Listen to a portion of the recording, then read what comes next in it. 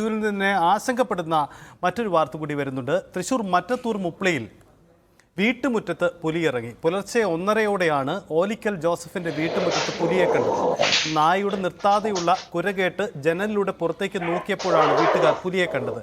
വീട്ടിലെ നിരീക്ഷണ ക്യാമറയിലും പുലിയുടെ ദൃശ്യങ്ങൾ പതിഞ്ഞിട്ടുണ്ട്.